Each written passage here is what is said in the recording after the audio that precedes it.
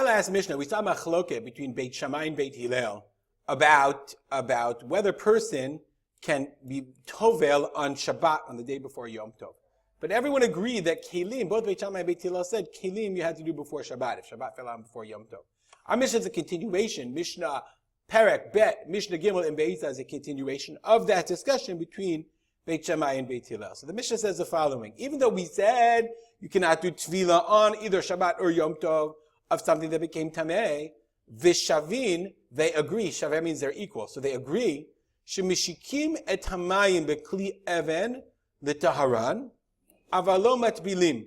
Lashik means to kiss. You kiss the water in a kli even, in a stone vessel, l'taharan, to make them pure.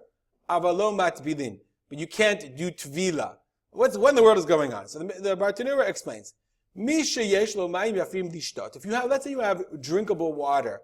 You have to remember they lived in a time before modern plumbing. Basically everybody in history did until recently. And they had potable water. You had drinkable water, okay? And that was hard to come by. It was very valuable, well water. V'nitma'u, but the water became tameh. So you take your water with you. You don't want to trek 2 miles in order to get more water. It's tameh. So what can you do? Memale mehem kli even she'eno mekabel tuma. Kli even, vessels made of stone, are not mekabel tuma. We'll kind of come back to Kli even. We've seen it before, much later in Kodshim. But Kli even were one of the kinds of kelim that was hewn out of stone. They were used in the Beit HaMikdash because they're not mekabel tuma. So no matter what I put in it, it doesn't become tuma. So I put the water in a Kli even. V'notnam b'mikveh mayim meluchim o achurim. But let's say I have a mikvah. But what mikvah is dirty water. It's disgusting. It's salt water. I'm next to the ocean. So how do I make this pure water drinkable? So I put it in ad shenoshkim mayim lemayim, until the water noshek kisses the water.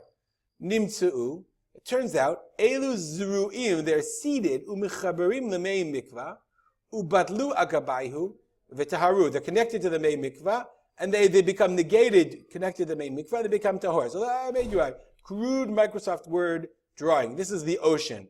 Use your imagination. So I take my Kli even and I put it in the water, and I put it just down until it touches.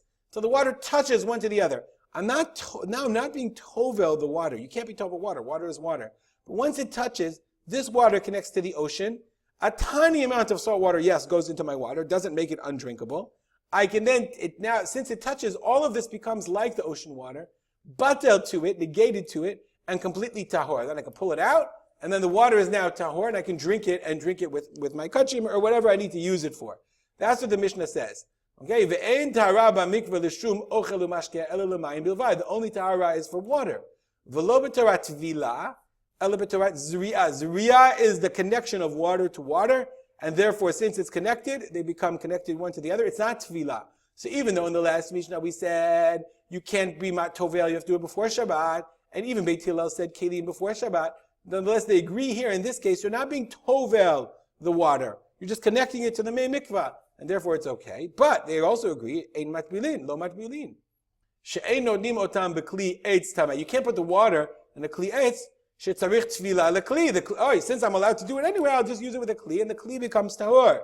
Lashikbo kedei la'asot tefillah lekli agav hashaka tamayim. So then I'll be tovel lekli. The Kahati says, what else? Another thing you can't do is put another kli in this kli. I can't put something else in here. Well, once I'm already doing it, it's going to become tahor. Then it's fine. No, you can't do that. You could do the act only for the hashakat hamayim, only for the water itself.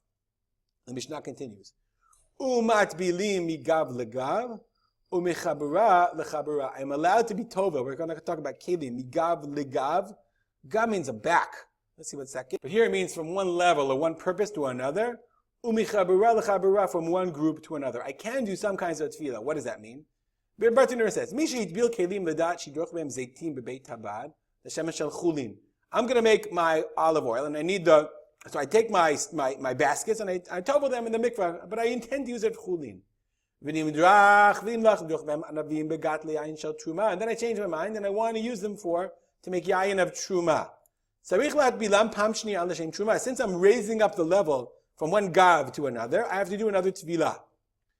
Similarly, if I did it for truma, and then I want it for a hegdesh, for kodesh. I have to do another tevillah. That's the rule. Malin bakodesh. I have to do tevillah again. That Tevillah I can do on Yom Tov. She'en kan tikun kli. It was never unusable. It was tahor. This